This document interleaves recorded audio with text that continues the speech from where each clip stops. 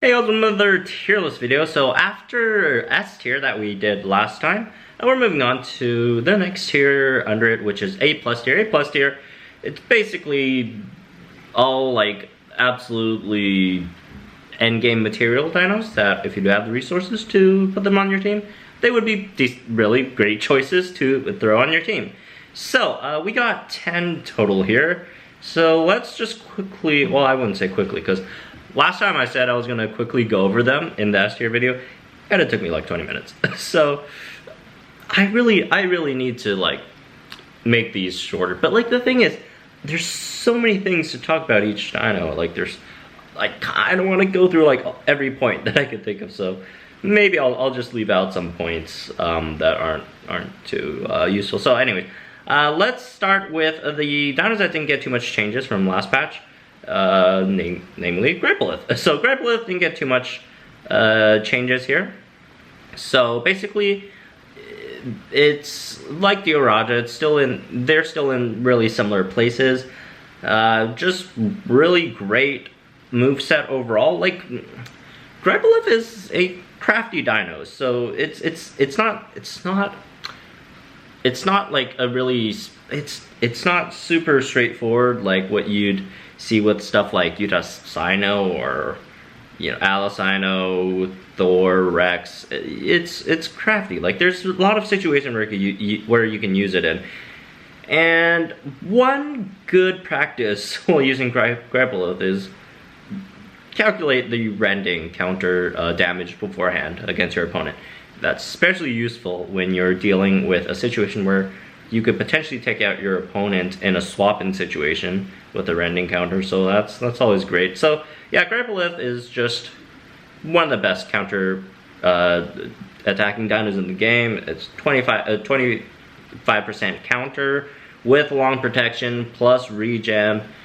Immobilize as well is okay-ish for Grepolis. I mean, it's basically a free turn, I guess, for you if you want to wait for cooldowns or whatever. Mostly used to keep your opponent in here so you could actually take it down without it running. And just great overall stats. Speed is its worst, it is its weakest point, 106. 106 is probably one of the worst speed tiers to be in. That's slower than 107, slower than 108, slower than 109. It's one of the worst speed tiers to be in. But aside from that, everything else works in its favor to make up for the lack of speed there. 1000 base damage, random counter, so damage doesn't matter that much anyways. So yeah, just overall a great dino, really tanky as well. 4440 health, 20% armor with long protection and regen. That heals like 50% of that HP, so you're getting like 2220 damage healed or health healed per regen, so that's pretty crazy. Anyways, moving on to some other dinos that didn't really get changed too much. Purrolyth. And speaking of rending counter dinos, Purrolyth is one of the best rending counter dinos in the game. Has one of the better rending counters in the game with greater rending counter, which is 33%, same as its hybrid Karnatakus, Karnatakus is better. There are things where Purrolyth does slightly better than Karnatakus, and that thing is dealing with bleeders. It does have cleansing strikes, so bleeders can't really do much to it. Although, and the reason why Purrolyth isn't in S tier or in the same tier as Karnatakus is, like that's the only thing it has over Karnatakus, and Karnatakus can deal with bleeders too. I think the only bleeder that Karnatakus doesn't kill is Stygidorax, so it's not really that big of an issue with Karnatakus. Karnatakus usually just goes one for one with all the bleeders, right? So it's not too much of a problem with Karnatakus. And so Purrolyth is basically just a worse Karnatakus. Obviously Karnatakus has everything else going for it with its armor, its, all that stuff. So, moving on to another counter dino, Sungaia. Sungaia, I hope that's how you pronounce it. Sungaia?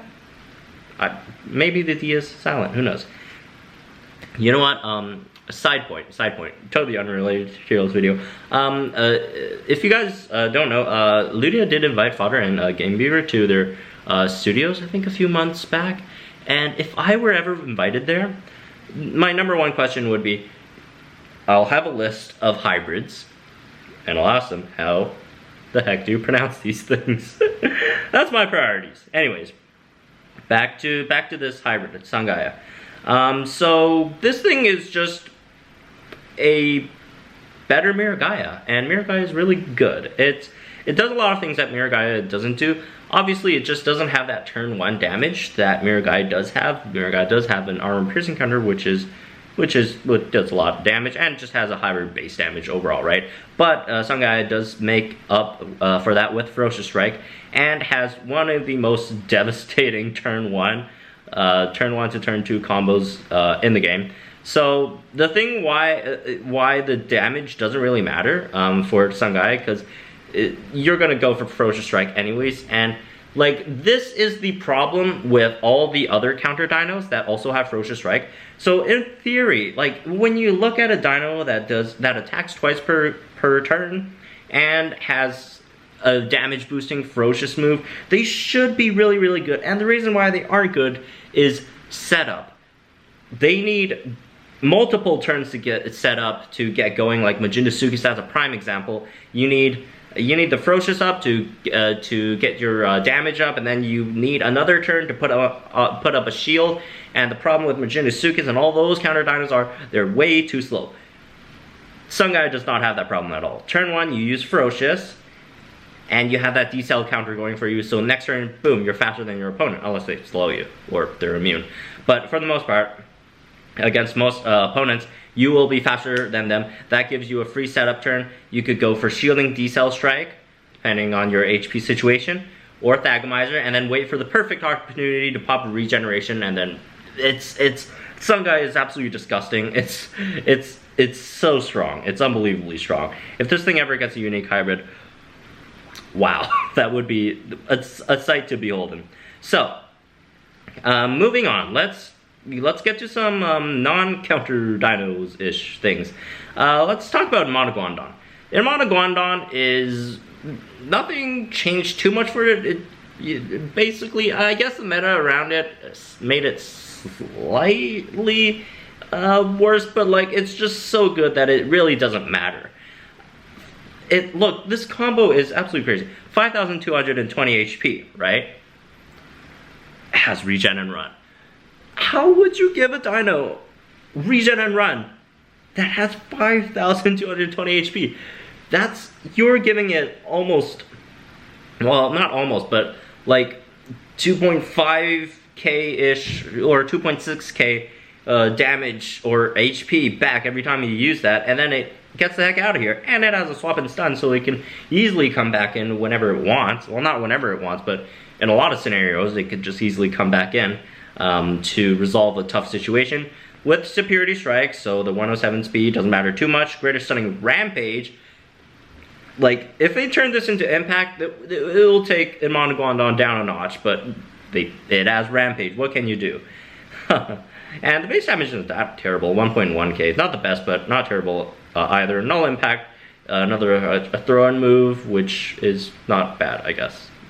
For it's already a crazy kit. If like they give it like a distracting impact or whatever, like you're done. This dino is absolutely disgusting. But yeah, it's still great. It's one of the best team players in the game.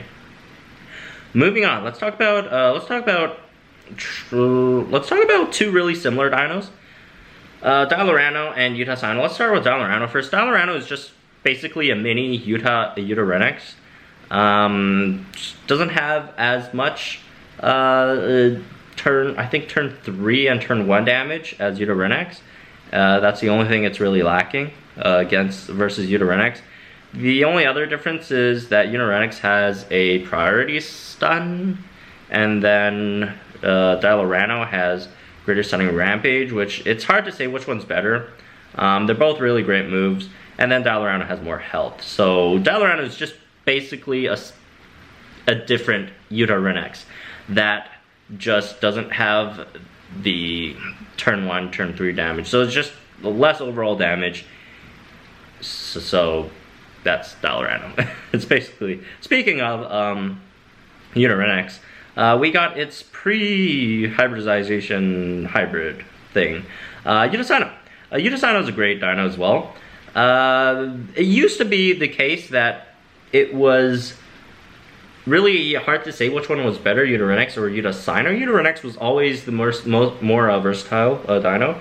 And Utahsino just had the higher burst damage. But now Utahsinoraptor is clearly better than Utahsino, but doesn't mean that Utahsino got any worse. It's still a great dino for the most part. You could arguably say it has better survivability than Utahsinorax. And the thing is, it just gets wrecked by the meta a bit more than Utahsinorax. Lacking that impact and run really sucks for it. And critical impact obviously got nerfed. So yeah, it's still in the same place. It didn't get any worse. It's still a great dino, so it's still around here. Utahsino. Speaking of Sino hybrids, let's talk about Thoradolosaur. So Thoradolosaur, everyone knows it's a great dino. So we don't really have to talk about why it's in A+ tier. I guess it's more so why it's not in S tier. The reason why it's not in S tier is actually quite simple. It just loses to a lot of top tier dinos. I see a lot of comments saying, oh, why isn't, in the S tier video, so some folks saying, oh, well, why isn't Thoradolosaur in S tier? It beats, you know, all those S tier dinos. That's actually not true. Thoradolosaur, I think, only beats 3 in there, 3 in that tier, and like barely beats anyone else down here. So the biggest problem with Thoradolosaur is matchup issues. Its matchups suck. It has some really good matchups, and that's why it's this high. But in general, it has a bunch of trash matchups and like a few gems, which adds some really important ones, like versus Dioraja and versus Trichosaurus. Those are really important matchups for Thoradolosaur. And the other reason why it got bumped down is that the crit nerf hurts it way too much. Thoradolosaur is the one dino that got hurt the most by the crit nerf, basically because it has, you know, a lot of its huge damage when you're factoring in distract debuffs on it, and you know, that's where it struggles the most with the crit nerf. Because before the nerf, if you got distracted, if you get a crit or 2 in there, you could still do great against distracting dinos. Now with the crit nerf, you just can't do anything against dinos that have distracting moves for Thoradolosaur, and that's why it was S tier last patch, and now it's A+, which is still good. It's still great. It doesn't mean it's bad. A+ doesn't mean it's a bad dino. It's A+ is a top tier endgame dino. All right, moving on to another one that got bumped down from S tier, Magna. Magna isn't as bad as Thor. Magna, well, Thor's not bad. It didn't get hurt as bad as Thor, I'd say. Magna lost some HP, which kind of sucks. Also, the crit nerf also kind of hurt it, but not really, honestly. The only problem with that is the Trico matchup. Like, Magna now loses to Trico, which Magna used to be Trico's biggest counter, and now it just loses to Trico unless it gets a crit, which, you know, 20%, kind of tough, right? And the other thing is, and this is also why Dialorochyros was almost A+ as well, is just because it's basically, it's a Dracoceratops magnet. Something hits it once, boom, Dracoceratops comes in, takes it out, dead. And that's the same problem with Dialorochyros. So Magna definitely is the strongest A+ dino. So you could either see it as the weakest S tier dino or the strongest A+ dino. So it's around there. So we just threw it down here because I don't know. It just fits better with this crowd. It doesn't mean it's bad. I'm still using it personally. It's a great dino. You know, don't worry about that. And last two are some old timers. Well, not really. Triceratops, I think last time we put him in A tier. Triceratops definitely got better. Did the nerf help it? Absolutely not. Did the damage buff help it? No. It would have been better if it kept the crit. But the reason why Triceratops is up here, gained a tier. Well, it's not really a tier. Like A to A+ isn't like a full tier, but you know, you get the point. It just slightly went up a bit. It's just because of the matchups. There's so many great matchups for Triceratops. You got your Diorajas, your Grepolis, your you know, all those slower armor dinos, and especially with this meta, Stegod got a lot better. Giga Spike is a lot better. Tragodus is still a thing, right? So that's why Triceratops is bumped up. It's just more of its, you know, its usage rather than itself got any better. I guess there are some niche matchups where, like, the damage buff it got gave it like a 10% more, a better chance. And the reason why I say 10%, because it's obviously, you know, you got, wait, is it actually 10%? Let me check. 20, 50. Oh, I guess it's not even 10%. So there are some niche scenarios where that damage buff helps. Anyways, moving on to the old timer, the always at A+, never can break into S tier dino, Triodus. Triodus is always the fun one. It's that tank that could do anything. It's like a Swiss Army knife, right? You know, if you want damage, it could do damage. If you want it to take hits, it could take hits, right? 40% armor, absolutely crazy. Health, almost 4,000 now, which is great.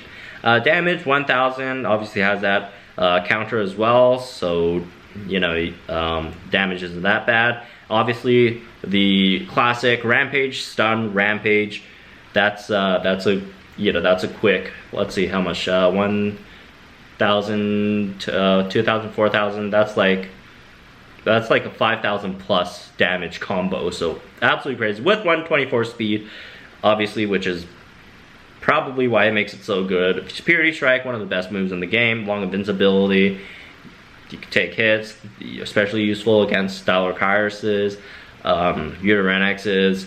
It's the reason why it wins so much against Earldoms, and yeah, just in general, a great dino to use, which I'm still using it. I don't have any problems with it. It's great. Anyways, that's gonna be it for this one. Hope you guys enjoyed it. I'll post the graphic on the Discord as usual, so you guys could go over there and check it out.